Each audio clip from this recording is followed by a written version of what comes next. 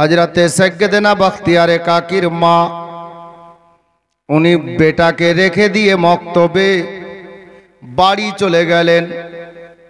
एबार नतून छेले हिसाबे सबार शेषे हजरते कुतुबुद्दीन बख्तियार काकी के उनार शिक्षक महाशय काछे डाकलेन, बेटा कुतुबुद्दीन काछे एसो।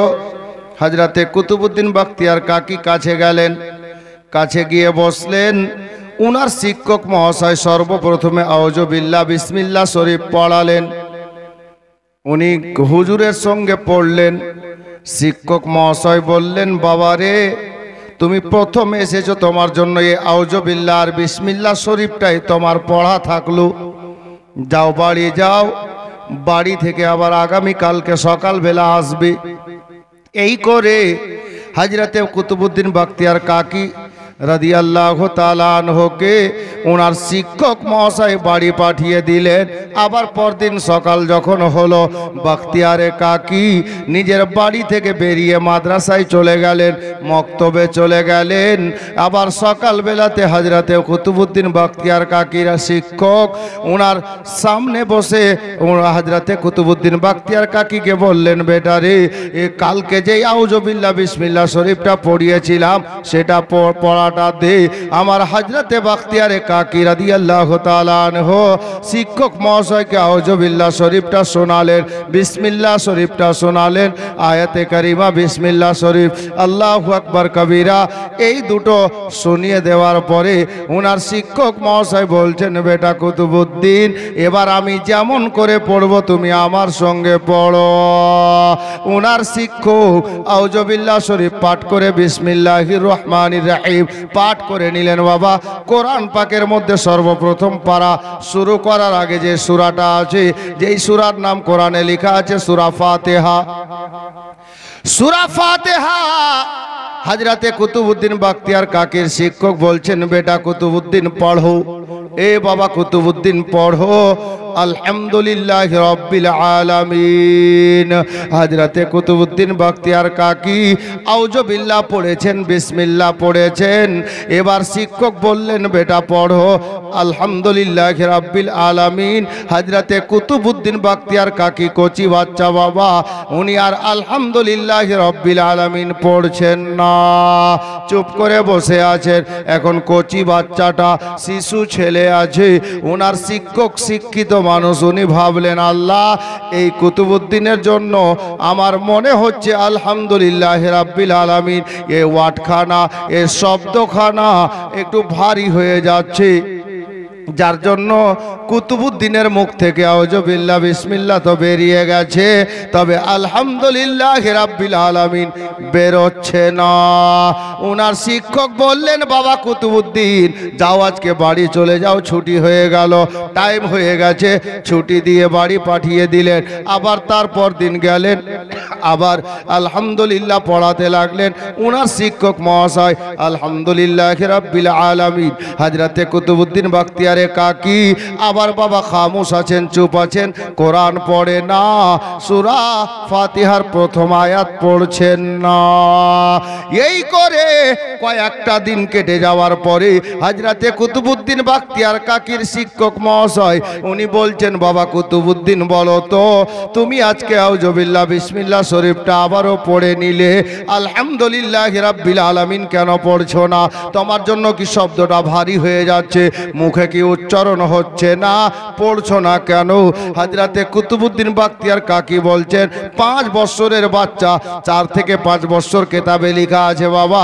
হযরতে বখতিয়ার কাকি বলছেন, ওগো আমার শিক্ষক মহাশয় শুনেন, আমি আলহামদুলিল্লাহি রাব্বিল আলামিন এখান থেকে কোরআন শুরু করব না, এখান থেকে পড়ব না। হযরতে কুতুবউদ্দিন বখতিয়ার কাকি বলছেন, বাবা রে তাহলে কোথায় থেকে পড়বে বলো? সূরা ফাতিহা থেকে পড়বে না, পড়বে কোথা থেকে? তো 5 বছরের বাচ্চা কি বলছে জানেন? ওগো আমার শিক্ষক মহাশয় শুনেন গো, আল্লাহর পবিত্র কোরআনে যেখানে লেখা আছে সুবহানাল্লাযী আসরা বিআবদিহি লাইলাম মিনাল মসজিদিল হারাম ইলাল মসজিদিল আকসা, এটা কত নম্বর পারা জানেন? 15 নম্বর পারা, মাঝখানে 14 পারা থেকে গেল। 15 নম্বর পারায় হযরতে বাখতিয়ারে কাকি বলছেন, হুজুর আমি এখান থেকে শুরু করব যেখানে লেখা আছে সুবহানাল্লাযী আসরা বিআবদিহি লাইলাম মিনাল মাসজিদিল হারামি ইলাল মাসজিদিল আকসা। শিক্ষক মহাশয় তাজ্জুব হয়ে গেলেন, অবাক হয়ে গেলেন। উনি প্রশ্ন করছেন, এ বাবা কুতুবউদ্দিন, বুঝলাম তুমি ওখান থেকে কোরআন পড়বে, তবে বাবা জানো রে, এ আলহামদুলিল্লাহ রাব্বিল আলামিন থেকে নিয়ে প্রথম নম্বর পারা থেকে নিয়ে মাঝখানে যে 14 পারা কোরআন থেকে গেল রে বাবা, ওই 14 পারা কোরআনকে পড়বে। হযরতে কুতুবউদ্দিন বাখতিয়ার কাকি বলছেন, ওগো আমার শিক্ষক মহাশয়, ওগো আমার ওস্তাদজি, আমি এই 14 পারা কোরআন পড়ব না। কেন পড়বি না রে বাবা? বলে এই জন্য পড়ব না, ওই 14 পারা কোরআন আমি কুতুবউদ্দিনের মুখস্থ আছে।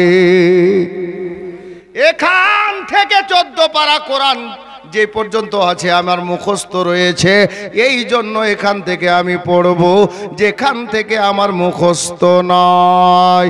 আল্লাহু আকবার কবীরা। হযরতে কুতুবউদ্দিন বাখতিয়ার কাকির শিক্ষক বলছেন, ও বেটা কুতুবউদ্দিন, তুমি আমার কাছে পড়তে এসেছো না আমাকেই পড়াতে এসেছো? কনফিউজ হয়ে গেছেন। 4-5 বছরের বাচ্চা বাবা, উনি বলছেন, হুজুর গো আমি এখান থেকে পড়বো না, আমি পড়বো যেখান থেকে সুবহানাল্লাযী আসরা বিআবদিহি লাইলাম মিনাল মাসজিদিল হারামি ইলাল মাসজিদিল আকসা লেখা আছে। এ বেরাদার, হযরতে কুতুবউদ্দিনের শিক্ষক মহাশয় বললেন, বাবা ঠিক আছে, বুঝে গেলাম। ওই 14 পারা কোরআন তোমার মুখস্থ আছে, তবে বাবা বলো তো, তোমার মাঝে তোমাকে প্রথম মাদ্রাসায় রেখে গেছে? বলে হ্যাঁ হুজুর রেখে গেছে। তবে 14 পারা কোরআন তুমি মুখস্থ কোন মাদ্রাসায় করেছো? কোন মক্তবে করেছো? কোন শিক্ষকের কাছে করেছো? একটু বলো তো। তখন ওনার শিক্ষক মহাশয় বললেন, এবার শিক্ষক মহাশয়কে হযরতে কুতুবউদ্দিন বাখতিয়ার কাকি বলতে লাগলেন, ওগো আমার ওস্তাদ জি শুনুন, এটা কোনো মাদ্রাসাতে নয়, কোনো মক্তবে নয়, কোনো স্কুলে গিয়ে নয়, কোনো মসজিদের ইমাম সাহেবের কাছে গিয়ে নয়, পাড়ার কোনো লোকের কাছে নয় হুজুর। তবে কোথায় মুখস্থ করেছো বাবা? হযরতে কুতুবউদ্দিন বাখতিয়ার কাকি বলছেন, এ মা বোনেরা শুনেন, হযরতে কুতুবউদ্দিন বাখতিয়ার কাকি বলছেন, ওগো আমার শিক্ষক মহাশয় শুনেন গো, আমার আম্মা জান, আমার জননী, আমার মা, গর্ভধারিণী মা 14 পারা কোরআনের হাফেজা আছে।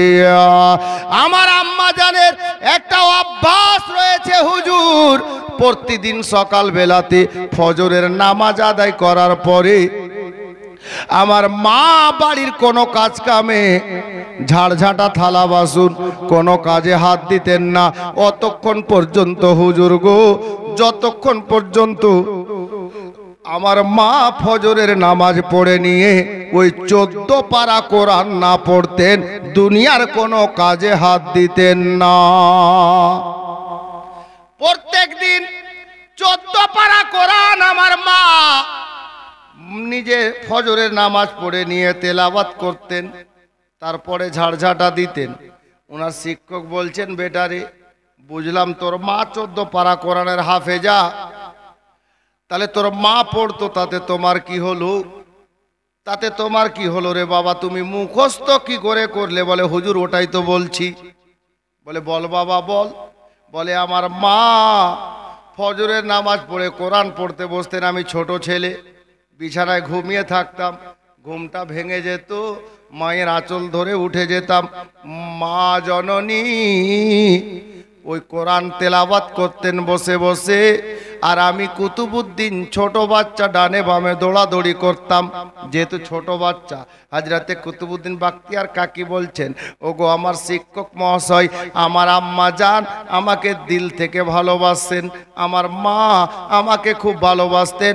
আমি ছোট বাচ্চা, কোনো দিকে গিয়ে উঁচু নিচু জায়গায় পা পড়ে গিয়ে যদি পড়ে গিয়ে হাত পায়ে লেগে যায় ক্ষতি হয়ে যাবে, কষ্ট হয়ে যাবে, যার জন্য মা আমাকে বাড়ির বাইরে যেতে দিতেন না। আমার মা জননী আমাকে ধরে নিয়ে নিজের কোলে বসিয়ে নিতেন আর কোলে বসিয়ে 14 পারা কোরআন পড়তেন। ওগো আমার শিক্ষক মহাশয়, এই মতো দৈনিক মায়ের কোলে বসে কোরআন শুনতাম। খোদার কসম করে বলি হুজুর, আমার মায়ের কোলে বসে বসে প্রত্যেক দিন 14 পারা কোরআন শুনে শুনে আমি মায়ের কোলে বসে কোরআন মুখস্থ করেছি। বুঝা কি গেল বাবা জানেন? বুঝা এটাই গেল, বুঝতে এটাই পারা গেল যে মা জননী নিজের বেটাকে কোলে বসিয়ে টিভির সামনে বসে নাই, মোবাইলে অনলাইনে শপিং করে নাই, মোবাইলে দুনিয়ার কোন রং তামাশা দেখে নাই। মা জননী নিজের কোলে বসিয়ে বেটাকে কোলে বসিয়ে নিয়ে আল্লাহর কোরআন তেলাওয়াত করেছেন, আল্লাহর কোরআন পড়েছেন। বলে আল্লাহ তাবারাক ওয়া তাআলা এই কোরআন পড়ার বরকতে কোলে বসে থেকে যে ছেলেটা কোরআন শুনতো গো, আল্লাহ পাক ওই ছেলের ব্রেনের মধ্যে সিনার মধ্যে 14 পারা কোরআন ভরে দিয়েছে। বুঝা গেল গাছ ভালো হলে ফল ভালো, মা ভালো, মা ধার্মিকা, মা কোরআনের তেলাওয়াত করনে বলি। যার জন্য বেটাকে দেখেন, বেটা মায়ের কোলে বসে 14 পারার হাফিজ হয়ে গেছে, স্কুল কলেজ মক্তব মাদ্রাসায় যাওয়া লাগেনি। আর মায়ের অভ্যাস কি ছিল? দুনিয়ার কোনো কাজে, মানে বাড়ির কোনো কাজে না ঝাড় দিতেন, না ঝাঁটা দিতেন, না থালা বাসন করতেন, কিছুই করতেন না যতক্ষণ 14 পারা কোরআন না পড়তেন। আগে কোরআনের তেলাওয়াত, তারপরে বাড়ির কোনো কাজ। আর আমাদের মা বোন, ঘুম ছুটতে একটু দেরি হয়েছে, সোয়া 7টা বেজে গেছে, তোর স্বামীটা ওইটা বলছে আরে একটু চা কর, একটু চৌরঙ্গি যাবো। বলছে তুমি চলে যাও, চা দোকানে খেয়ে লিও, 15 মিনিট চলে গেছে, সিরিয়ালের টাইমটা শেষ। চা করারও সময় নাই। আজব দুনিয়া। স্বামীকে উল্টো হুকুম করছে যে 5 টাকা লাগবে, চা খেয়ে লিও, যাও। থামো তো, মুখও ধুবে না, বলছে 15 মিনিট চলে গেল, সিরিয়ালটা খেলে ভালো লাগবে না। এটা আমাদের মা বোনদের অভ্যাস, চরিত্র। আজ প্রতিটা বাচ্চার প্রথম স্কুল বা টিচার তার মা।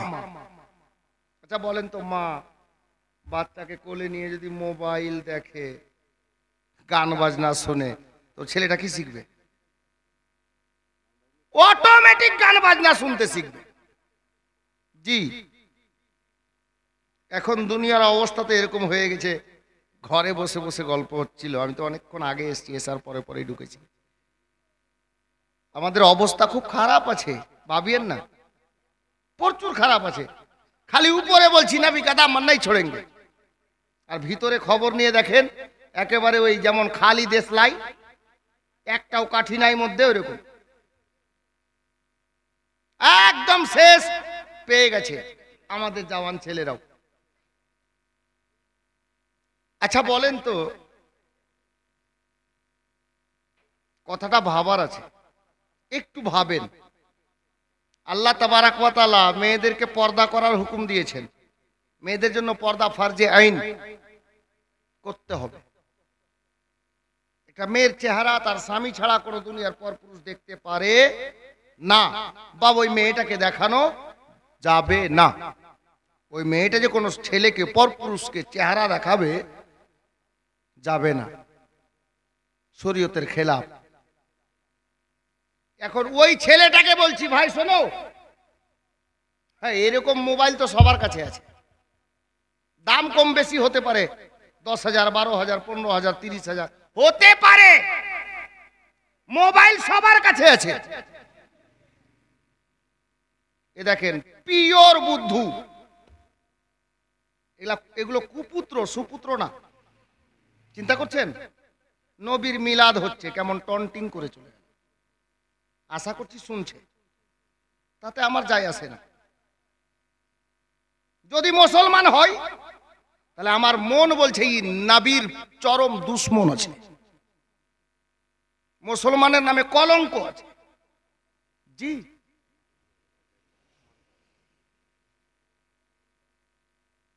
ও পাওয়ার দেখাতে চাইলো, বুঝতে পারলেন ভাই? একবার ময়রা দেখ তোর পাওয়ার ফারিস্তারা সাইজ করে কবরে বের করবে।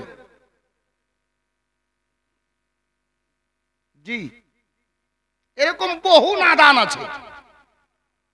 বলতে চাইছিলাম যে মেয়েটার পর্দা করা শরীয়তে ফরজাইন, তার স্বামী ছাড়া তার চেহারা দেখার হক কেউ রাখে না। ওই মেয়েটার স্বামী কি করে জানেন? বিয়ে বাড়িতে গেল, 3000 টাকা দামের শাড়ি পরে আছে, স্ত্রীকে নিয়ে সুন্দর করে সেলফি তুললো, তুলে আর মোবাইলে ফেসবুকে দিল আপলোড করে।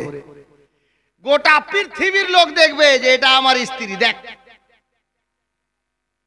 কত বড় বেকুব, যেই বিবিকে পর্দায় রাখার কথা ও স্বামী নিজেই বিবির ছবি তুলে সঙ্গে দাঁড় হয়ে আর ফেসবুকে আপলোড করছে। আচ্ছা বলেন ওই বাড়িটায় বরকত হবে?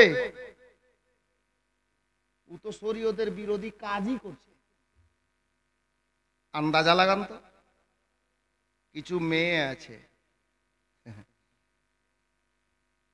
স্ট্যান্ডে গেলে বোরখা পড়ে যাবে, ভালো কথা, ভালো কথা। আর স্ট্যান্ডে যে বোরখা পড়ে আর ফের সুন্দর করে সেলফি লিয়া ফেসবুকে ঢুকে গেল। আচ্ছা বলেন ও বোরখার নামে কলঙ্ক হলো কিনা? বোরখাটা খারাপ না, বোরখাটা ভালো। বোরখা পড়ে যায়, তুমি ওই নেকাপটা তুলা দিয়া আর সুন্দর করে সেলফি লিয়া ফেসবুকে দিয়ে দিলা, তুমি কে গো? তুমি বলছো আমি ফাতেমার কানিজ, ফাতেমার দাসী? নাউজুবিল্লাহ। ফাতেমার পর্দার সম্পর্কে খবর আছে? হযরতে ফাতেমা যখন মদিনায় চলতেন, সাহাবীদের বিবি, সাহাবীদের মেয়েরা ফাতেমাকে চতুর্দিক থেকে ঘিরে নিয়ে যেতেন। তো কেতাবে লেখা আছে ফাতেমা চলতেন তো মদিনার কোনো মানুষ যদি দেখতো যে হ্যাঁ মেয়েদের একটা দল যাচ্ছে, ওই দলের মধ্যে নবীর বেটি ফাতেমা কোনটা যেন দেখে বুঝতে না পারে। জি, ধরে রাখো বাপ, ধরে রাখো, বাচ্চা গাড়ি ঘোড়া চলছে, দেখে রাখো, মজ্জাদ। আমি বলতে চাইছি মিলাদ হোক আর জালসা হোক, যদি কিছু না শিখেন তাহলে বসে কষ্ট করে লাভ কি হচ্ছে? না মানেন, খালি সুর দেখিয়েন না, মৌলবীর সুর ভালো আছে চল শুই না আসি, সুর ধুয়ে দিয়ে পানি খাবেন?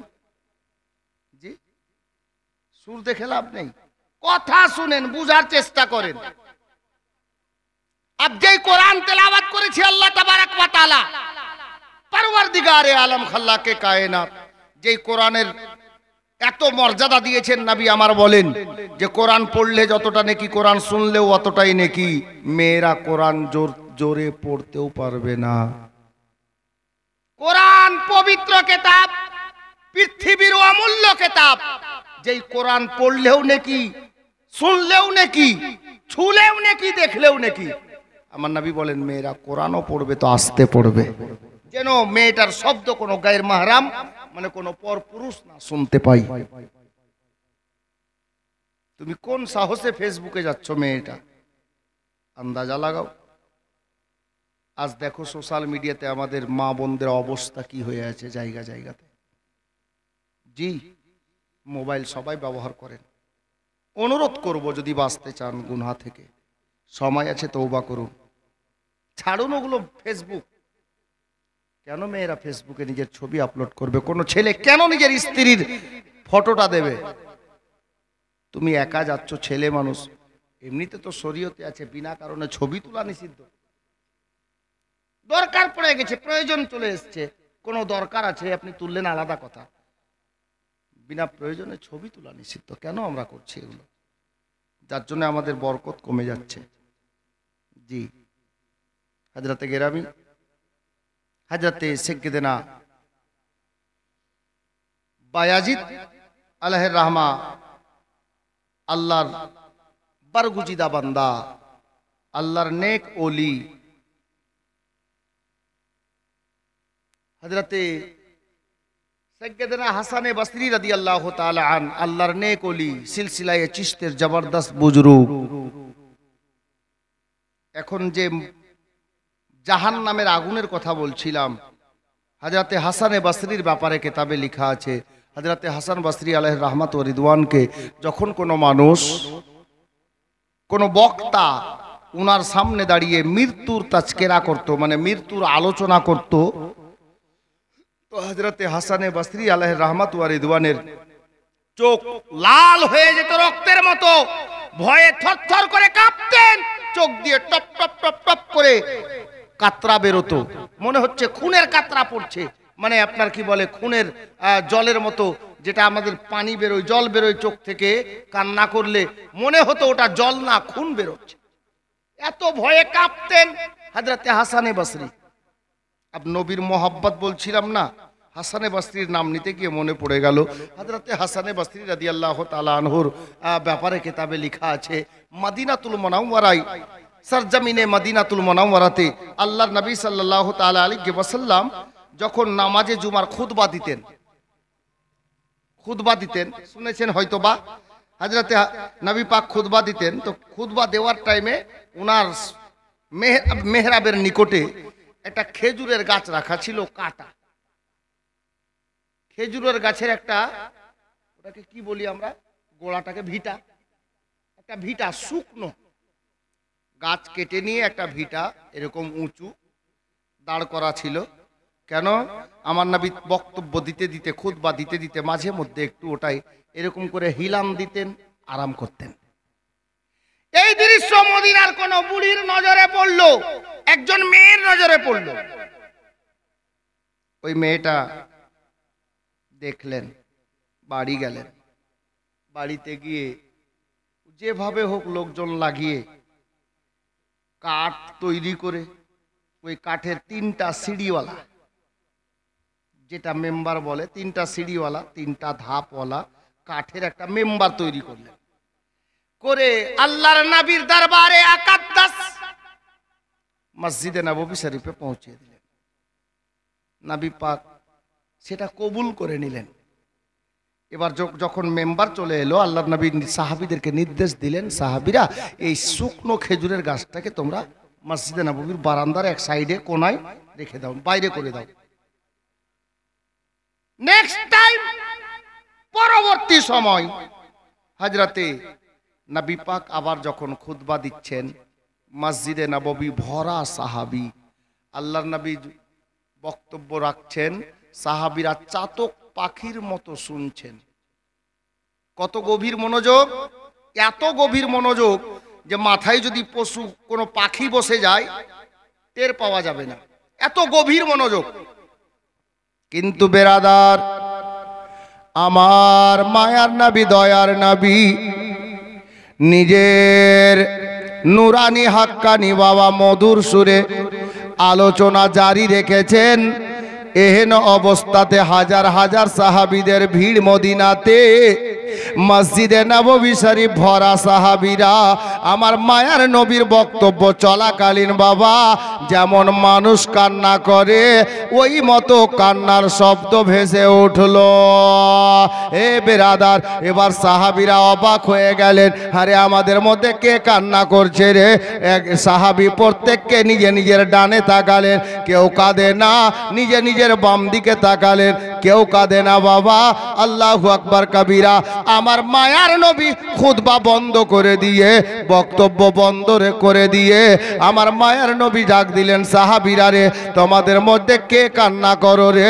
আমার মায়ার নবীকে সাহাবীরা এক কথায় উত্তরে বললেন, ইয়া রাসূলুল্লাহ, ইয়া হাবিবাল্লাহ নবী গো, আমাদের মধ্যে আমরা কেউ কাঁদি না। আমার নবী বললেন, সাহাবীরা তোমরা জানো না কে কান্না করছে জানো? আমি নবীকে খবর আছে রে, আমি নবী জানি কে কান্না করছে, কে কান্না করছে ইয়া রাসূলুল্লাহ আমরা কি জানতে পারি? এ বেরাদার, আমার মায়ার নবী বলেন কদিন পূর্বে যে শুকনো খেজুরের গাছটাকে মেহরাবের নিকট থেকে বের করে মসজিদে নববীর বারান্দায় রেখে দেওয়া হয়েছে, ওই শুকনো খেজুরের গাছটা মানুষের মতো ফুটে ফুটে কান্না করছে। এ বেরাদার, পরক্ষণে আল্লাহর নবীর বাডারে খেজুরের গাছটাকে আল্লাহু আকবার কবিরা আমার নবীর সামনে হাজির করা হলো।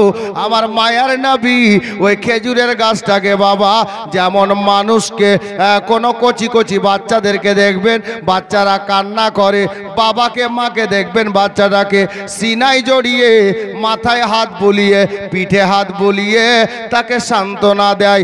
এ বেরাদার, আমার মায়ার নবী সাল্লাল্লাহু তাআলা আলাইহি ওয়াসাল্লাম ওই শুকনো খেজুরের গাছটাকে নিজের সিনায় জড়িয়ে ধরে মানুষের মতো করে বাবা হাত বুলিয়ে দিচ্ছেন। আর শুকনো খেজুরের গাছ না জড় আছে না শিকড় আছে না সামনে কোনো কাঁচা পাতা আছে, একেবারে শুকনো কাঠগো।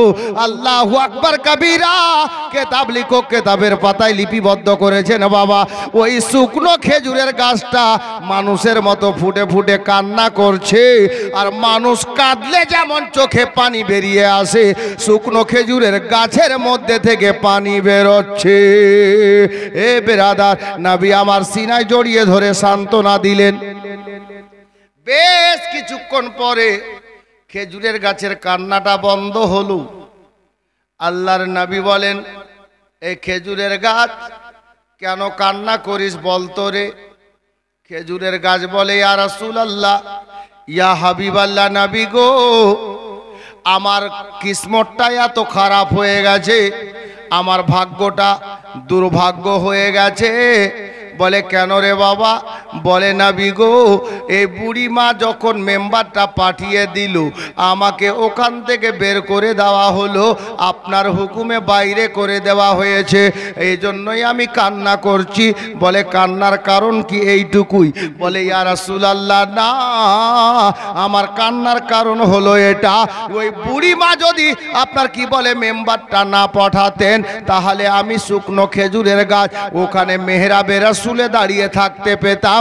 আর আপনি মায়ার নবী মাঝে মধ্যে আমার উপরে হিলান দিয়ে নিজের নুরানি বদন লাগাতেন। আল্লাহু আকবার কবিরা। খেজুরের গাছ বলছেন, ইয়া রাসূলুল্লাহ, ইয়া হাবিবাল্লাহ নবী গো, যখন আপনার নুরানি বদন আমার শরীরে লাগতো আমি নিজেকে গর্ব করতাম। আল্লাহু আকবার কবিরা। আমি ভাবতাম আমার কিসমত খুব ভালো, আমার ভাগ্যটা কত সুন্দর যে মায়ার নবী নিজের নুরানি বদন আমার উপরে লাগিয়েছে। কিন্তু নবী গো, বুড়িমা যেদিন থেকে মেম্বারটা বানিয়ে পাঠিয়ে দিয়েছেন সেদিন থেকে আমাকে বাইরে করে দিয়েছেন। আমি এই দুঃখে কাঁদতেছি যে মায়ার নবী আর জীবনে আমাকে নিজের নুরানি বদনে লাগাবেন না। বাবারা ভাইয়েরা, নবীর মোহাব্বত কাকে বলে শিখেন। হযরতে নবী পাক বললেন, এ খেজুরের গাছ শোনো রে, আল্লাহর হুকুমে আমি নবী তোমাকে কথা দিচ্ছি, তুমি যদি চাও তাহলে যেমন তুমি এখন কান্না করছো রে বাবা, আমি আল্লাহর হুকুমে তোমাকে জান্নাতের মধ্যে লাগিয়ে দিচ্ছি। তুমি জান্নাতের মধ্যে চিরতরে অমর হয়ে যাবে, আর জান্নাতীরা জান্নাতে যাবে, তোমার ফল সবাই ওখান থেকে খাবে। আল্লাহর নবীকে খেজুরের গাছ বলল, ইয়া রাসূলুল্লাহ, আমি এটা চাই না। কি চাও রে বাবা? নবী আমার বললেন, তাহলে শোনো, এ মদিনার খেজুরের গাছ আমি নবী সাহাবীদেরকে দিয়ে তোকে লাগিয়ে দিচ্ছি মদিনাতে রে। কিয়ামত যতদিন হয়নি, কিয়ামতের সকাল পর্যন্ত তুমি জিন্দা থাকবে, আর হাজিরা মদিনাতে যারা আসবে তোমার নিকট থেকে তোমার থেকে খেজুর তারা খাবে। তুমি কিয়ামতের সকাল পর্যন্ত জিন্দা হয়ে যাবে। খেজুরের গাছ বলল, ইয়া রাসূলুল্লাহ, ইয়া হাবিবাল্লাহ নবী গো, আমি এই দুনিয়াতে কিয়ামতের সকাল পর্যন্ত পর্যন্ত থাকতে চায় না, আর জান্নাতের মধ্যে জান্নাতি খেজুরের গাছও হতে চায় না। তবে কি চাও রে বাবা? খেজুরের গাছের জবান ফুটেছে আল্লাহর হুকুমে। খেজুরের গাছ নিজের ভাষাতে আমার মায়ার নবীকে বলেন, ইয়া রাসূলুল্লাহ, ইয়া হাবিবাল্লাহ নবী গো, আমি এটাই চাইছি, এই দুনিয়াতে সোনার মদিনাতে যেমন আমি খেজুরের গাছ আপনার কাছে থাকছি, আমি কাল কিয়ামতের ময়দানে শুধু নয়, দুনিয়া ছাড়ার পরেও পর জগতে আপনার কাছেই থাকতে চাই। আমার মায়ার নবী কথা দিলেন, এ শুকনো খেজুরের গাছ, যখন তোমার মনের এটা বাসনা, তোমার মনের এটা কামনা, আমি নবী বলে যাই রে, কাল কিয়ামতের ময়দানে হিসাব নিকাশ হওয়ার পরে আমার আল্লাহ যখন জান্নাতে আমাকে পাঠাবেন রে, আমি তোমারে বলে দিলাম খেজুরের গাছ শোনো, জান্নাতের মধ্যে আল্লাহ তাবারাক ওয়া তাআলা আমাকে যেই বিছানাটা দান করবেন, আমার ওই বিছানার সঙ্গে তুমি পাশি স্বরূপ জান্নাতে লেগে থাকবে। এই ঘটনা যখন কোনো বক্তা হযরতে হাসান বসরির সামনে বলতেন, হযরতে হাসান বসরি ফুটে ফুটে কাঁদতেন, উপড়ে উপড়ে কাঁদতেন, চোখ দিয়ে টপ টপ টপ টপ করে অশ্রু পড়তো। আর হযরতে হাসান বসরিকে পরক্ষণে জিজ্ঞেস করা হতো, হুজুর আপনি কাঁদছিলেন কেন? হযরতে হাসান বসরি বলতেন, এই দুনিয়ার লোকেরা শোনো, আমি হাসান বসরি এই জন্যই কান্না করছিলাম রে, যে ওই মদিনা শরীফের শুকনো খেজুরের গাছটা আমার নবীকে যত ভালোবেসেছি, আমরা শুকনো খেজুরের গাছের মতো ভালোবাসতে পারিনি। কাশ যদি ওই মতো ভালোবেসে নিতাম, তাহলে আমাদের কিসমত এত ভালো হতো, আরো ভালো হয়ে যেত রে, যে আমরা কাল হাসরের ময়দানে নবীর সঙ্গে জান্নাতের মধ্যে যেতাম, নবী পাকের সঙ্গে আমরা থাকতে পেতাম। কিন্তু বাবা আমার হাসান বসরি বলছেন, খোদার কসম, ওই শুকনো খেজুরের গাছটার মতো আমরা দয়ার নবীকে ভালোবাসতে পারি না। আল্লাহুম্মা সাল্লি আলা সৈয়দিনা মাওলানা মুহাম্মদ ওয়ালা আলে সৈয়দিনা মাওলানা মুহাম্মদ সাল্লাল্লাহু তাআলা আলাইহি ওয়াসাল্লাম। হযরত গিরামী, তো কথা হলো নবীর মহব্বত, নবীর প্রেম, নবীর ভালোবাসা ঈমানের অঙ্গ। নামাজ পড়ে, রোজা পড়ে, হজ পড়ে, যাকাত পড়ে, সমস্ত শরীয়তের জায়েজ কাজ পড়ে, আগে নবীর ভালোবাসা, নবীর মহব্বত। যেই নামাজে নবীর মহব্বত নেই, যে রোজাতে নবীর মহব্বত নেই, এক কথাই বলি, যে ইবাদতে নবীর মহব্বত নেই, ওই ইবাদত বেকার হয়ে যাবে। কারণ নামাজ পড়ে এলো, রোজা পড়ে এলো, হজ পড়ে এলো, যাকাত পড়ে এলো, আমার নবীর সাদকাতেই সব পেয়েছি আমরা। যার জন্য আগে নবীর সঙ্গে মহব্বত, নবীর সঙ্গে মহব্বত নিয়ে নামাজ পড়েন, ওই নামাজের মজাই আলাদা হবে, ওই নামাজের স্বাদ আলাদা হবে। নবীর মহব্বত যদি অন্তরে না থাকে, তো আপনি মুর্দা, জিন্দা থাকা অবস্থায়। কিভাবে কিভাবে अब देखें, শুনে নেন। মক্কা মুআজ্জামাতে মায়ার নবী সাল্লাল্লাহু তাআলা আলাইহি ওয়াসাল্লাম আর নবীর একটা চাচা নালায়েক বদবখত আবু জেহেল আমার নবীর পাকা দুশমন, জিন্দা লোক, ছেলে আছে, মেয়ে আছে, আবু জেহেলের স্ত্রী আছে, বাড়ি ঘর সব আছে, নবীকে মারার প্ল্যান করছে, প্ল্যান আঁকছে, গর্ত খুঁড়ছে, অবশেষে নিজেই গর্তে পড়ছে। চলাফেরা লোক নালায়েক আবু জেহেল নবীকে উল্টো পাল্টো বলছে, নবীর কলমা পড়তে চাইছে না। আল্লাহর নবী সাল্লাল্লাহু আলাইহি ওয়াসাল্লামকে ওই গর্তে পড়ে গিয়ে বলেছিল, ভাতিজা মোহাম্মদ আমাকে বাঁচিয়ে নাও। আবু জেহেল যে গর্তটা খুঁড়েছিল আমার নবীর জন্য, অবশেষে নিজেই পড়েছিল। শুনেছেন জীবনীতে, আমি ওদিকে নিয়ে যাচ্ছি না, শুধু বুঝাতে চাইছি। আবু জেহেল নিজে গর্তে পড়ে গেল। যখন বুঝতে পারা গেল যে না, মোহাম্মদ পড়েনি, ওদেরই লিডার পড়ে গেছে, তো কী করলো, কুয়াতে পড়ে গেলে কি করে উঠানো যাবে, মই তো কাল হলো, দড়ি ফেলতে লাগলো। তো যত দড়ি জয়েন্ট করছে আবু জেহেল অতই নিচে যাচ্ছে, দড়ি জুমছে না, জুটছে না। আবু জেহেল নিচে থেকে চিৎকার করে বলছে, ভাতিজা মোহাম্মদ আমাকে বাঁচিয়ে নে, আমাকে এখান থেকে বাঁচা, তুলে নে, আমি তোর কলমা পড়ে মুসলমান হয়ে যাব।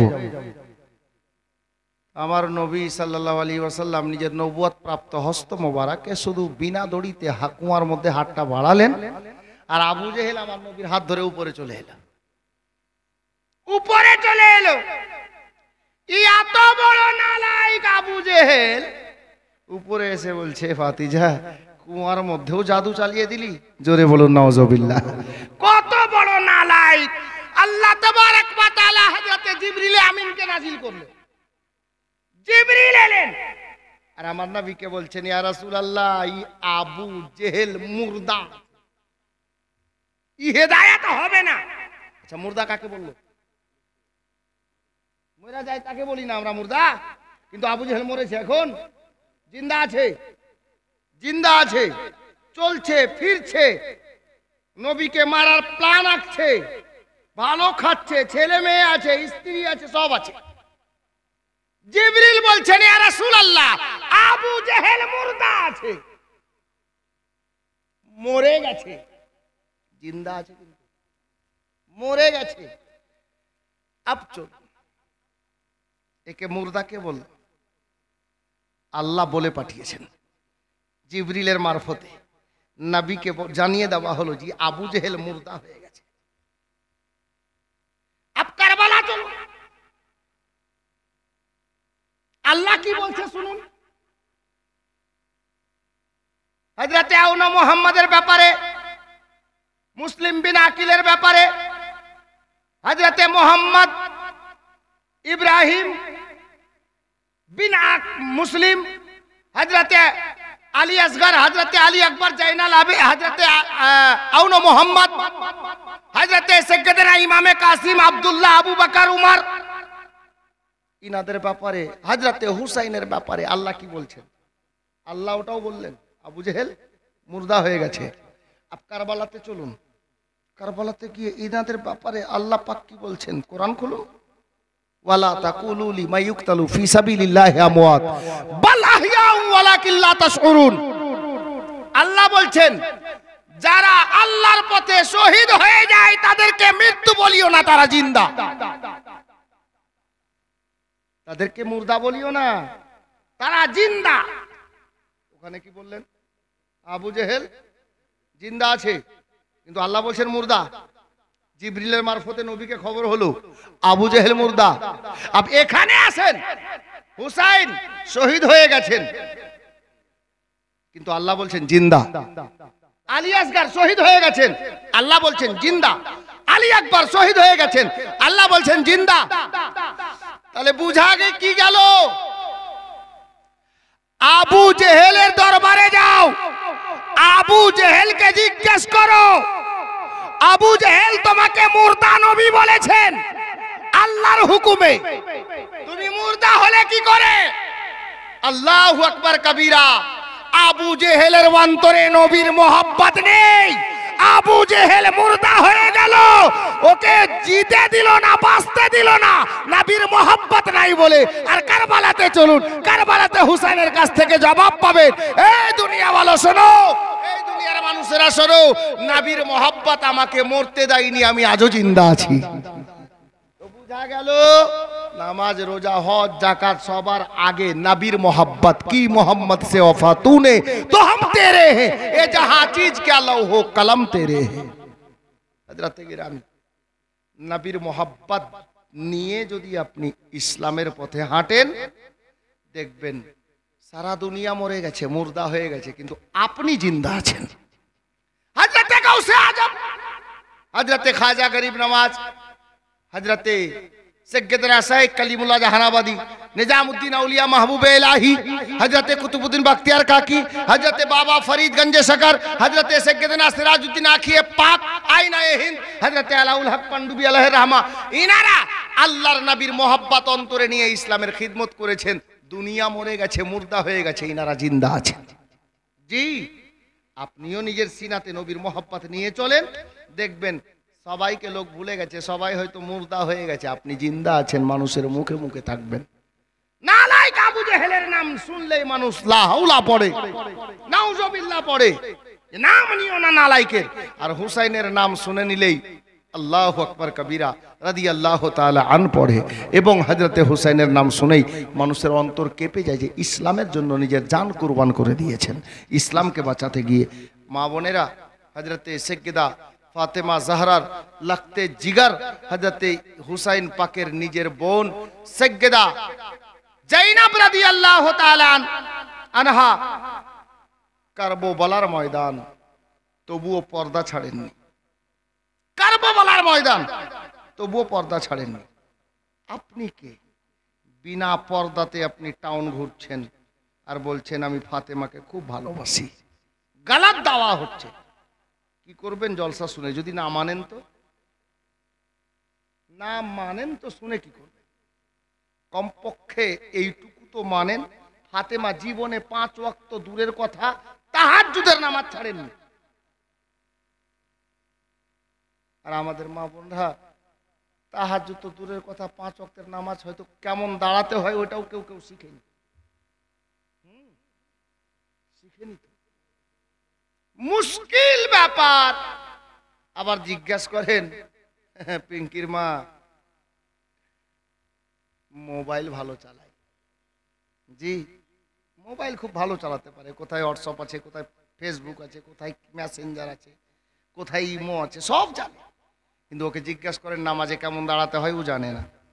রুকু কেমন করতে হয় জানে না, সাজদা কেমন করতে হয় খবর নাই। এই তো সমস্যা। বেরাদার, আমি গাল দিচ্ছি না, বুঝাতে চাইছি, শিখেন। যারা জানে তাদের কাছে যান। চাচি বলেন, মাসি বলেন, দিদি বলেন, বোন বলেন, আপনার থেকে বয়সে ছোট হোক, যদি ও নামাজ সম্পর্কে ভালো বুঝে তাহলে ওকে গিয়ে বলেন যে বেটি বা বোন বা দিদি, আমি কিভাবে এই নামাজটা পড়ব, কিভাবে দাঁড়াতে হয়, হাত কিভাবে বাঁধতে হয়, সাজদা কিভাবে করতে হয়। আপনি শিখেন। শিক্ষার বয়স নেই, শিখতে শিখতে কবরে চলে যাবেন, শিক্ষা শেষ হবে না। বেরাদার, হযরতে গেরামি ইসলাম প্রচার করার পূর্বে মক্কা মুআজ্জামায় হযরতে নবী পাক সাল্লাল্লাহু তাআলা আলাইহি ওয়াসাল্লাম মা খাদিজাতুল কুবরা রাদিয়াল্লাহু তাআলা আনহাকে নিজের জীবন সঙ্গিনী হিসাবে যখন কবুল করলেন, হযরতে মাওলা আলীর ইসলাম কবুল করা হয়তো বা শুনেছেন। মক্কাতে হযরতে মা খাদিজাকে সাথে করে আমার নবী মুসাল্লায় দাঁড়িয়ে আল্লাহর ইবাদত করছিলেন। কায়াম তাহারি বেঁধে দাঁড়িয়ে আছেন, নবী আমার দাঁড়িয়ে আছেন, সাইডে মা খাদিজাতুল কুবরা দাঁড়িয়ে আছেন। হযরতে আলী এহেন অবস্থায়, কচি ছেলে, 8 থেকে 10 বছর ম্যাক্সিমাম, 8 না হলে 10, আল্লাহর নবীর চাচাতো ভাইও হলেন। হযরতে আলী কচি ছেলে, এহেন অবস্থায় হযরতে নবী পাকের বাড়িতে প্রবেশ করছেন। মাওলা আলী দেখছেন নবী পাক দাঁড়িয়ে আছেন, পাশে মা খাদিজা দাঁড়িয়ে আছে, হাতটা এখানে আছে। নবী পাক হাঁটুতে হাত দিয়ে ঝুঁকে গেলেন, যাকে আমরা রুকু বলি। তো হযরতে খাদিজাতুল কুবরাও ঝুঁকে গেছে, আবার দাঁড়িয়ে গেলেন, আবার মাটিতে বসে গেলেন। প্রথমে হাঁটু লাগলো, তারপর হাত লাগলো, তারপর নাক লাগলো, তারপর কপাল লাগলো, সাজদায় চলে গেলেন। আবার উঠলেন, বসে গেলেন, আবার সাজদা করলেন, আবার দাঁড়িয়ে গেলেন, আবার কি পড়ছেন। মাওলা আলী কচি ছেলে, যখন নামাজ থেকে ফারিগ হলেন আমার নবী, হযরতে মাওলা আলী বলছেন, হুজুর আপনারা কি করছিলেন? আমার নবী বলছেন, আলী আমরা আল্লাহর ইবাদত করছিলাম। মা বোনরা ধ্যান দিবেন, আলী আমরা আল্লাহর ইবাদত করছিলাম, আল্লাহর বান্দেগি করছিলাম। মাওলা আলী বলছেন, হুজুর আমাকে খুব ভালো লাগলো, আমাকে খুব ভালো লাগলো, আমিও করতে চাই, আমিও করতে চাই। আমার নবী বললেন, আলী এই মতো ইবাদত করতে হলে আগে আমার কলমা পড়ে মুসলমান হতে হবে। আলী বলছেন, হুজুর তাই করেন, আমাকে খুব পছন্দ লেগেছে, আপনারা যা করছিলেন আমি দাঁড়িয়ে দাঁড়িয়ে দেখলাম, খুব ভালো লেগেছে, আমিও ওই ইবাদত করব আল্লাহকে পাওয়ার জন্য, আল্লাহকে রাজি করার জন্য। আমার নবী বলছেন, আলী রে নামাজ পড়ার আগে কলমা পড়তে হবে। হুজুর তা আমি কলমা পড়বো, পড়িয়ে নেন। আলী বলছেন না, আলীকে আমার নবী বলছেন, না আলী তুই এখন কচি আছিস, তোর বাবা আমার চাচা আবু তালিব বাহায়াত আছে, আজ যদি তোকে আমি কলমা পড়িয়ে নিই তাহলে কিয়ামতের সকাল পর্যন্ত ইতিহাস লেখকেরা লিখবে। নবী আমার কচি বাচ্চাকে ও বুঝছিল না, যার জন্য কলমা পড়িয়েছে, এটা হতে দেব না। আমার নবী ভবিষ্যতের বক্তা নবী, গায়বের সংবাদদাতা নবী, আলীকে বললেন তোমার অভিভাবক তোমার বাবাকে গিয়ে বলো।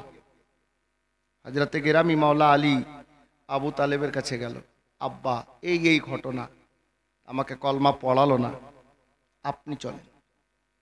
হযরতে আবু তালেব এলেন, বেটা মোহাম্মদ চাচা বলুন যা শুনলাম এটা কি? বলে ঠিক শুনেছেন চাচা, আপনি অর্ডার দিলে কলমা পড়াবো, নচেত নয়। তো হযরতে আলীর বাবা আবু তালেব বললেন, বাবারে এই আলীকে আমি তোমার হাতে সঁপে দিলাম, তুমি যা পারো করো। সঁপে দিলেন। হযরতে মাওলা আলীকে আমার নবী কলমা পড়ালেন। এখন আমি বলতে চাইছি, এ বাবা নামাজ তো পরে ফরজ হয়েছে মেরাজের রাতে, নামাজ পরে ফরজ হয়েছে মেরাজের রাতে। আল্লাহর নবী সাল্লাল্লাহু তাআলা আলাইহি ওয়াসাল্লাম 25 বছর বয়সে মা খাদিজাকে যখন সুবহ বিবাহ করলেন, তারপরেই তো আল্লাহর ইবাদত করছিলেন, ইবাদত করছিলেন, তখনও নামাজ পড়েছেন, ইবাদত করেছেন। আমি বলতে চাইছিলাম, মা হযরতে মা খাদিজাতুল কুবরা নবীর কলমা পড়লেন, ইসলামের মধ্যে প্রথম মেয়েদের মধ্যে ইসলাম কবুল করে মুসলমান হয়েছিলেন মা খাদিজাতুল কুবরা রাদিয়াল্লাহু তাআলা আনহা।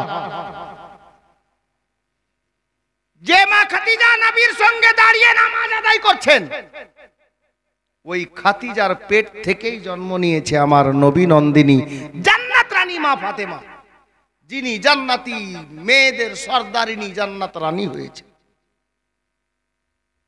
जिनार मा नामाजी, जिनार बाबा नामाजी, तार बेटियों नामाजी, तिनार मेये नामाजी, बाबा जन्नतेर सरदार, बेटी जन्नते बाबा नबीदेर सरदार, बेटी जन्नती रमणीदेर सरदार, और बेटा जन्नती नौजवानदेर सरदार। बाबा भालो जीवने नामाज छाड़ेनी। माওলা आलीर ব্যাপারে শুনেছেন, যুদ্ধের ময়দানে হযরতে আলীকে তীর লেগে গেছে, কাফিরদের মারা তীর হযরতে আলীকে লেগে গেছে। লোহার ফাল যেটা বলে, তীরের ফালটা এই মতো থাকে, সামনেটা চোখা থাকে আর দুই সাইডে বেড়ে থাকে। জি, এসে তীরটা আলীকে লাগলো, আলীকে লাগলো। এ ভাই শোনেন, নামাজিও আবার আছে অনেক ক্যাটাগরি। মসজিদে নামাজ পড়ে চায়ের দোকানে যায় ফের টিভি দেখবে, হ্যাঁ, এখানে নামাজ পড়ে বেরোবে আর ওখানে যা বলবে, জানিস ওটা লোক এরকম, মানে যাকে দুর্নাম গীবত নিন্দা বলে। ভাই ওদেরকে বলছি, আমি তোমাকে খারাপ বলছি না, যদি তুমি নিন্দা করো তাহলে খেয়াল করো। হযরতে নবী পাক সাল্লাল্লাহু তাআলা আলাইহি ওয়াসাল্লাম এর সাহাবীরা দেখলেন আলীর গায়ে যে তীরটা লেগেছে, ওই তীরটাকে বের করবেন। তীর তো ঢুকে গেছে, এখন দুদিকে দুটা পিছন সাইডে তো এরকম বেড়ে আছে, টানলে কত কষ্ট হবে। যেমন তীর টানার জন্য হাত দিচ্ছেন, আলী চিৎকার করছেন, থাকতে পারছেন না, এত ব্যথা। মাওলা আলীর কষ্ট সইতে না পেরে সাহাবীরা নবীর দরবারে, ইয়া রাসূলুল্লাহ, ইয়া হাবিবাল্লাহ, নবী গো, আলীর শরীরে তীর লেগে গেছে, তীরটা বের করা যাচ্ছে না। আমার নবী বললেন, এই সাহাবীরা এখন ছেড়ে দাও, এখন বের করিও না, অনেক কষ্ট হবে আলীর। আমি তোমাদেরকে ঠিক সময় বলে দেবো যে আলীর তীরটা টেনে কখন বের করতে হবে। হযরতে নবী পাক সাল্লাল্লাহু আলাইহি ওয়াসাল্লাম বললেন, সাহাবীরা ছেড়ে দিলেন, চুপ থাকলেন। কিছুক্ষণ পরে নামাজের সময় হলো, হযরতে আলী নামাজে দাঁড়িয়ে গেছে। আমার নবী বলছেন, এই সাহাবীরা রে, যা আলীর যে তীরটা লেগেছে তীরটা টেনে বের করে নে। আলী নামাজে দাঁড়িয়েছেন, সাহাবীরা দু চারজন মিলে তীরটাকে টানলেন। নামাজ শেষ হলো, সালাম ফিরানো হলো। যে জায়গায় আলী নামাজ পড়ছিলেন রক্তাক্ত হয়ে গেছে, জমিনটা ভিজে গেছে রক্তে। মাওলা আলী বলেন, এত রক্ত কিসের? সাহাবীরা বলছেন, মাওলা আলী আপনি জানেন না? বলে কি? বলে আপনার শরীরে যে তীরটা লেগেছিল, তীরটা আপনি নামাজে দাঁড়িয়েছেন, নবীর হুকুমে আমরা তখন টেনে বের করে নিয়েছি। মাওলা আলী বলছেন, খোদার কসম আমি চুল পরিমাণে বুঝতে পারিনি। জোরে বলুন সুবহানাল্লাহ। হযরতে কেরামি বলতে এটাই চাইছি, আমাদের মধ্যে নামাজি তো এরকম আছে, ও নামাজ পড়তে দাঁড়িয়ে গেছে, কায়ামে আছে, দাঁড়িয়ে আছে, তাহরিমা বেঁধে আছে, আর যদি পায়ে মোছা বসা যায়, তাহরিমা ছেড়ে দিয়ে আগে কেমন নামাজি? চিন্তা করেন আপনি কেমন নামাজি? আলীর শরীর থেকে তীর টেনে বের করে নেওয়া হলো, আলীকে খবর নাই। কিছু কিছু নামাজি ও আপনার কি বলে, রুকু থেকে উঠা দেখার হুকুম কোথায় আছে? সিনাতে, আর না হলে যেখানে সাজদা করবেন, সাজদাগাহ নামাজের হালাতে, ওখানে দেখার হুকুম। আর যখন বসে তাসাহুদ পড়বেন আর তাহাত পড়বেন, তখন দেখার হুকুম আছে দুই জানুর মাঝখানে, যেটাকে কোল বা গোদ বলি আমরা, এখানে, এটা হুকুম। কিন্তু কিছু লোককে দেখবেন রুকু থেকে উঠলো, উঠা সাজদাতে কি যাবে, আগে এদিকে মুখ করে দেখলে ঘড়ি কয়টা বাজলো, তারপরে ও সাজদাতে।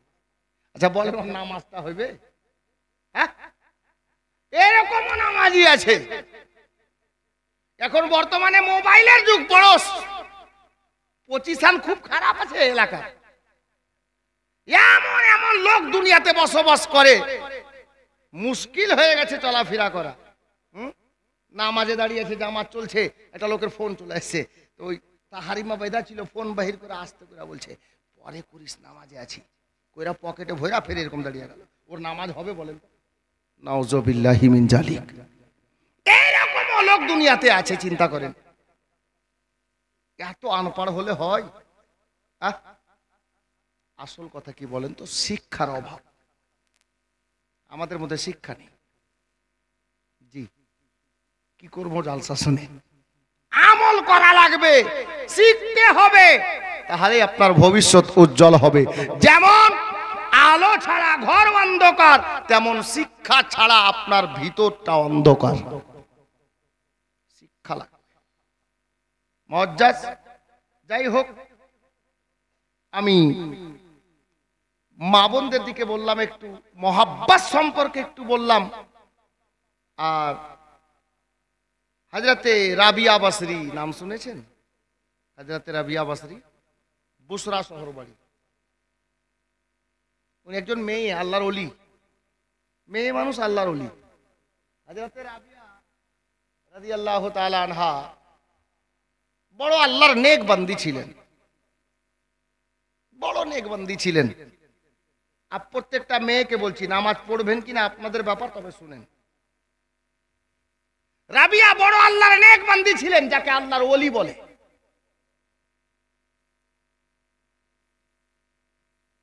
সারা বুসরা শহর ঘুমিয়ে যেত, হযরতে রাবিয়া ঘুমাতেন না।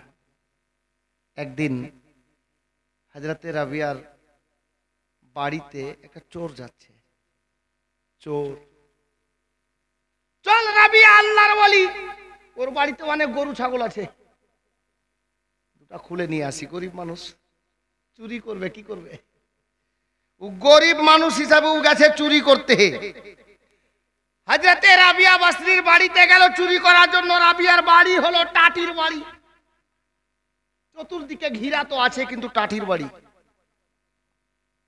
হযরতে গেরামি হযরতে রাবিয়া বসরির বাড়িতে গেল, দেখলো ডানে বামে, আগে তো ঘুরে দেখছে যে কে জেগে আছে কে ঘুমিয়েছে। দেখতে দেখতে এক সাইড দিয়ে একটা আপনার ছিদ্র দিয়ে, যেহেতু টাটির বাড়ি, ছিদ্র দিয়ে দেখতে পাওয়া যাচ্ছে রাবিয়া ঘুমায়নি, মুসাল্লায় বসে আছে, নামাজ আদায় করছে। চোর ভাবলো যে না, আজকে চুরি করা যাবে না, তার কারণ রাবিয়া জেগে আছে। আর খোদা না খাস্তা যদি নামাজ শেষ হয়ে যায় আর বেরিয়ে আসে, আর যদি আমাকে দেখে নেয় তো ধরে নেবে, চল আজকে বাড়ি চল। আবার তারপর দিন গেল, রাবিয়াকে দেখছে সেদিন তো বসেছিল, আজকে দাঁড়িয়ে আছে তাহারিমা, আবার নামাজ পড়ছে। সেই দিনও হলো না, ফিরে আসতো। তারপর দিন গেল, দেখছে দুয়ার জন্য হাত তুলেছে। আবার তারপর দিন গেল তো দেখছে তসবিহ নিয়ে তসবির দানা জপছে। রাবিয়া রাতে জেগে আছে। কয়েকদিন পর পর যাওয়াতে চোর বলছে না, এরকম করা যাবে না, আজকে যাব। রাবিয়া জেগে থাক আর ঘুমিয়ে থাক, আজকে চুরি করবই গরু। গেল হযরতে রাবিয়া বসরি আল্লাহর ইবাদতে আছে, এই কিন্তু ঢুকে গেল, এক সাইড দিয়ে ঢুকে গেল নিজের রাস্তা বের করে। অন্ধকার রাত, হযরতে রাবিয়া আল্লাহর ইবাদতে মুসাল্লায় বসে আছেন। রাবিয়ার বাড়িতে চোর কি করলো, গরুটা খুলেছে, যেমনই খোলার জন্য গেছে, যেটা খুঁটা বলি আমরা, এই খুঁটায় দড়িতে যেমনই হাত দিয়েছে, গরু খুলবে কি, খুঁটায় হাত যেমন ফেবিকুইক লাগিয়ে দেওয়া হয় ওই মতো হাত লেগে গেল। হাত যে টানছে তো আর হাত আসছে না, আর ভাগতেও পারছে না। জি, আর ভাগতেও পারে না। যদি চেঁচাই এমনিতে ধরা পড়ে যাব। চুপচাপ বসে আছে, না গরু খুলতে পারছে আর না হাত টানতে পারছে। হাত দিয়েছে, হাত লেগে গেছে। এই করে 1 ঘন্টা 2 ঘন্টা করতে করতে সকাল হয়ে গেল, ফজর হলো। হযরতে রাবিয়া বসরি বেরোলেন, দেখছে গরুর খুঁটার দড়ি ধরে একটা লোক বসে আছে। এই আল্লাহর বান্দা, কে রে? ঠিক কাঁদতে শুরু করেছে। ওগো হযরতে রাবিয়া, ক্ষমা করে। ক্ষমা মানে কে তুই, ওখানে কি করিস? রাবিয়া বসরি বলছেন, রাবিয়া বসরিকে চোরটা বলছে, ওগো আল্লাহর ওলি রাবিয়া বসরি, মাফ করবেন, আপনি আগে ক্ষমা করেন। কেন? তুই আমার কি দোষ করেছিস আমি তোকে ক্ষমা করব? আমি তো তোকে চিনি না। রাবিয়া বলছেন, আমি তো তোকে চিনি না, তুই আমার নিকটে কোনো দোষ করিসনি, কিসের ক্ষমা দিব তোকে? তুই তো ভুলই করিসনি। তখন চোরটা বলছে, হুজুর মাফ করবেন, একদিন নয় পর পর কয়েকদিন এসেছি আপনার বাড়ি চুরি করতে। আমি একটা চোর, গরু চুরি করতে এসেছি। এই ছাগল বা গরু চুরি করতে এসেছি। তো হযরতে রাবিয়া বলছেন, তারপর? বলে, রাবিয়া, আপনি প্রতিদিন আমি যখনই এসেছি রাতে আপনি নামাজ পড়ছেন, তসবিহ করছেন, রুকুতে আছেন, সাজদায় আছেন, কায়াম করছেন, তাসাহুদ পড়ছেন, কিছু না কিছু করছেন, জেগে আছেন। আমি কয়েকদিন ঘুরে যাওয়ার পর, গরিব মানুষ, পেটের জ্বালাই, কাজ কাম নেই, টাকা পয়সা নেই, যার জন্য চুরি করতে এসেছিলাম। যে কার বাড়ি যাব? রাবিয়ার বাড়িতেই যাই। এসেছিলাম চুরি করতে, কিন্তু খোদার কসম জানি না কি হলো, আজকে ঢুকেই পড়েছিলাম। আর যেমনই ঢুকেছি গরুর খুঁটায় এমন হাত দিয়েছি, আমার হাতটা ফেবিকুইকের মতো জয়েন্ট হয়ে গেছে, হাত ছুটে না। আপনি দয়া করে ক্ষমা দেন। হযরতে রাবিয়া আল্লাহর নেক বান্দি, উনি বললেন, আল্লাহর বান্দারে, ঠিক আছে, তুই ওয়াদা কর আর জীবনে চুরি করবি না। বলে, ওয়াদা করলাম জীবনে চুরি করব না। হযরতে রাবিয়া বসরি তাকে ক্ষমা করে দিলেন। আর যেমনই ক্ষমা করেছেন, হযরতে রাবিয়া বসরি সঙ্গে সঙ্গে ওই চোরটার হাত বাবা ফেবিকুইকের মতো যেটা জয়েন্ট হয়েছিল খুলে গেল। এবার চোরটা ছুটকারা পেল, ই ভাবলো আমার শাস্তি এবার হবে।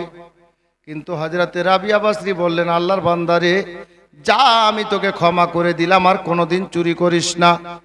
এ বেরাদার, হযরতে গেরামি ওই লোকটা হযরতে রাবিয়া বসরিকে বলতে লাগলেন, ওগো আল্লাহর ওলি, ওগো আল্লাহর নেক বান্দি, আমি সত্যি বললাম আর চুরি করব না। চোরটা দু চার কদম বাড়ির দিকে গেছে। হযরতে রাবিয়া বসরি বললেন, এই আল্লাহর বান্দা দাঁড়িয়ে যা। ওই চোরটা দাঁড়িয়ে গেল বাবা। হযরতে গেরামি চোরটা ভাবলো এবার আমার শাস্তি হয়তো আবার দেবেন, তারপরে আমাকে ছাড়বেন। হযরতে রাবিয়া বলছেন, হে আল্লাহর বান্দা রে, তুই যখন আমার বাড়িতে গরু নিতে এসেছিলিস, চুরি করতে না এসে এমনি এসে বললে আমি তোকে একটা জায়গা দুটা দিয়ে দিতাম, কিন্তু যখন চুরি করতে এসেছিস তুই চুরি করতে তো পারিসনি, তোকে খবর নাই রে। আমি রাবিয়া আল্লাহর ইবাদত করছিলাম, আমার মালের হেফাজত আমার আল্লাহ করছিলেন। এই আল্লাহর বান্দা, তুমি যখন এসেছিলে গরু নিব আশা করি, তাহলে থামো থামো, দাঁড়িয়ে যাও দাঁড়িয়ে যাও, তোমাকে একা যাওয়া লাগবে না। আমি রাবিয়া আল্লাহর হুকুমে আমি খাস দিলে তোমাকে কথা দিচ্ছি রে, যাও, যেই গরুটা তুমি খুলছিলে ওই গরুটা আমি তোমাকে স্বইচ্ছায় দান করে দিলাম, গরুটা সাথে নিয়ে বাড়িতে যাও। ওই চোরটা জোড় হাত করে ক্ষমা প্রার্থী, ওগো আল্লাহর ওলি রাবিয়া বসরি, আমার গরু লাগবে না, ছাগল লাগবে না, উট দুম্বা লাগবে না, কি লাগবে রে আল্লাহর বান্দা? মনটা পরিবর্তন হয়ে গেল। আল্লাহ পাক ওই চোরকে হেদায়াত দান করে দিলেন। ওই চোরটা বলতে লাগলো, ওগো আল্লাহর ওলি হযরতে রাবিয়া বসরি রাদিয়াল্লাহু তাআলা আনহা, আমি চাই যদি আমাকে গরু না দিয়ে আপনি আপনার বাড়িতে এই গরু, যে গরুটা চুরি করতে এসেছিলাম, এ গরুর পালে যত গরু মোষ আছে, যত উট দুম্বা ভেড়া বা ছাগল আছে, আপনার বাড়ির গরুর আপনার রাখাল আমাকে বানিয়ে নেন। আমি আজ থেকে গরুর খালি করতে চাই। এ বেরাদার, বলতে এটাই চাইছিলাম, বুঝাতে এটাই চাইছিলাম। হযরতে রাবিয়া বসরি তো কবুল করে নিলেন বাবা।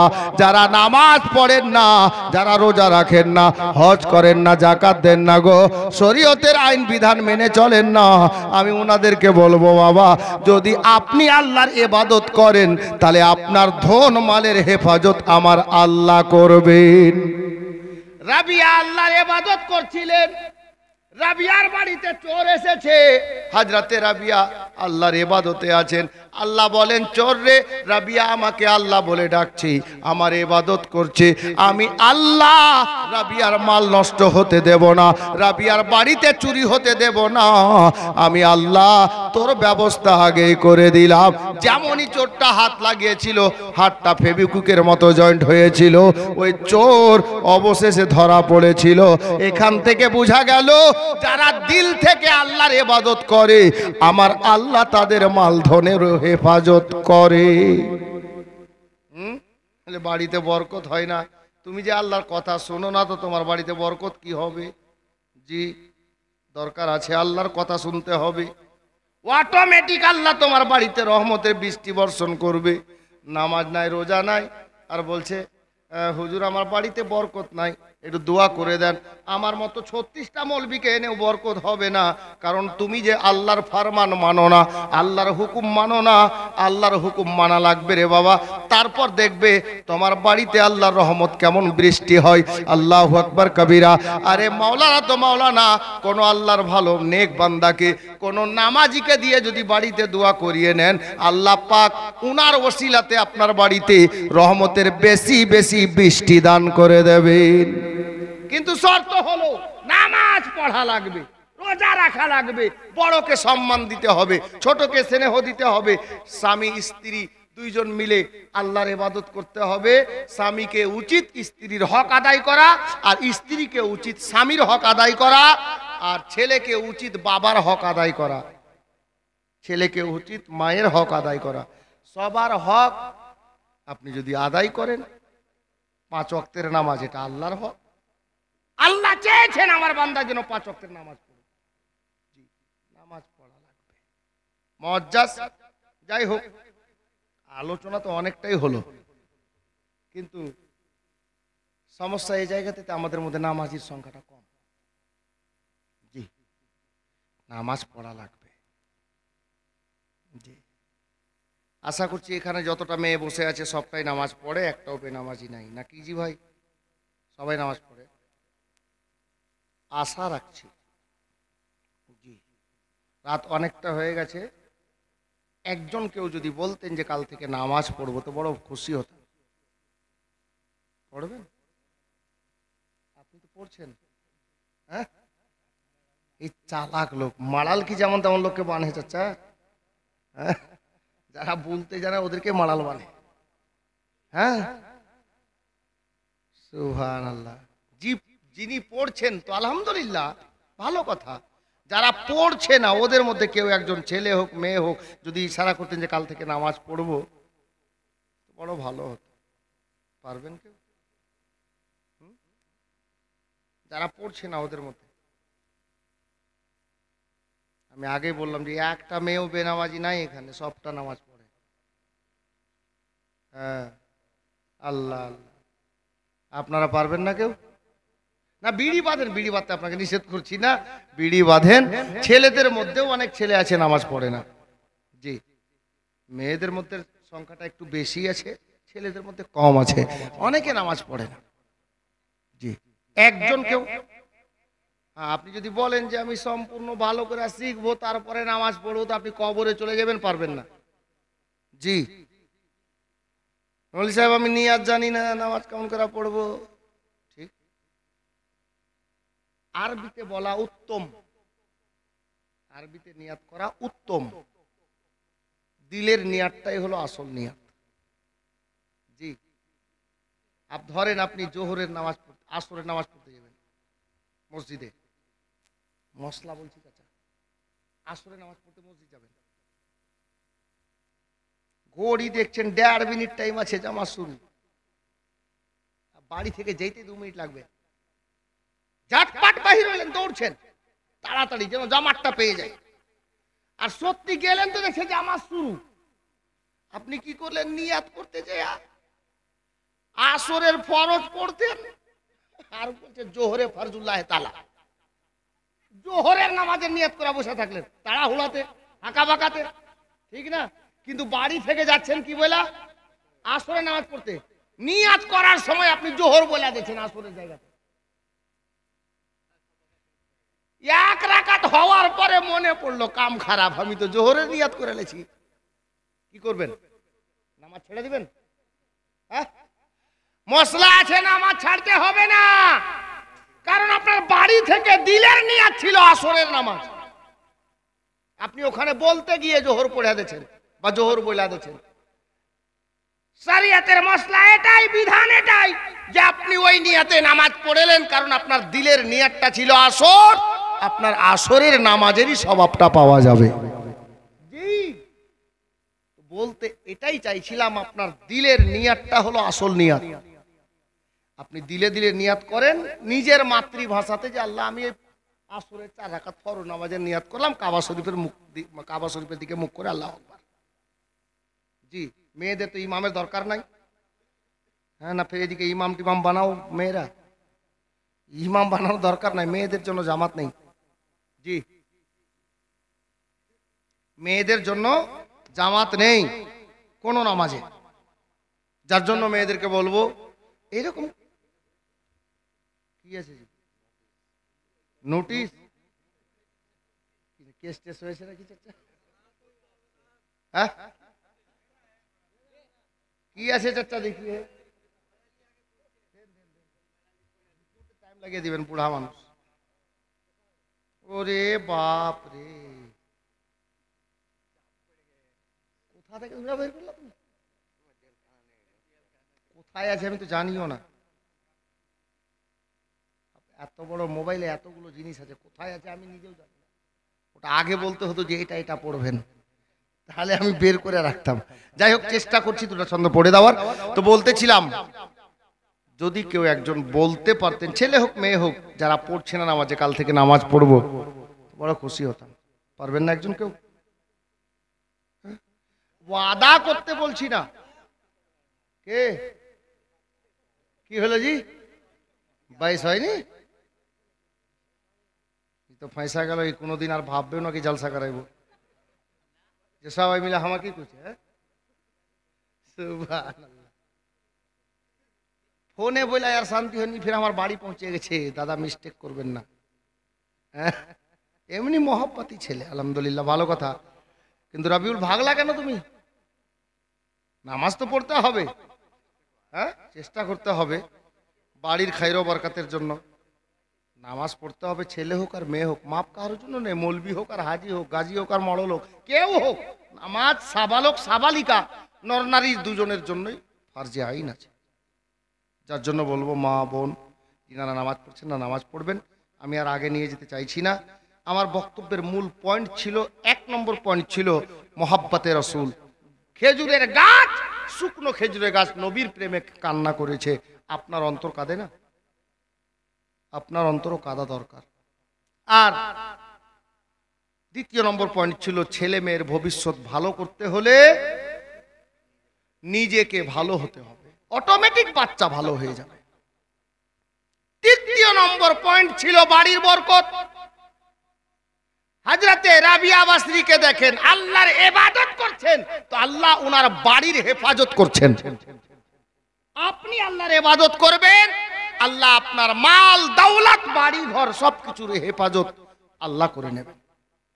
জি, শর্ত আল্লাহর ইবাদত আপনাকে করা লাগবে, আল্লাহকে ডাক দিতে হবে, তাহলে ইনশাআল্লাহ আপনি কামিয়াব হবেন। এই 3টাই পয়েন্ট আমার ছিল। আমি যে আয়াতে কারিমা তেলাওয়াত করেছিলাম, মুহাম্মাদুর রাসূলুল্লাহ, আল্লাহ বলছেন মুহাম্মদ সাল্লাল্লাহু আলাইহি ওয়াসাল্লাম আমার প্রিয়তম রাসূল আছেন। তো প্রিয়তম রাসূলকে আমরাও যদি জানের প্রিয় করে নিই, আল্লাহও খুশি হবে, নবীও খুশি হবেন। আর নবী আল্লাহ ইনারা খুশি হলে আমাদের ঠিকানা জান্নাতে হবে ইনশাআল্লাহ। যাই হোক, আর আগে নিয়ে যাচ্ছি না। 2টা গজল, একটা নাত আর একটা মানকাবাত। জানি না যদি চলে আসে হাতের কাছে তো পড়ে দিচ্ছি। নাতে পাক তো আমার মুখে আছে ইনশাআল্লাহ, আমি 2টা ছন্দ পড়ে দিচ্ছি। একবার দরুদে পাক পড়ি, আল্লাহুম্মা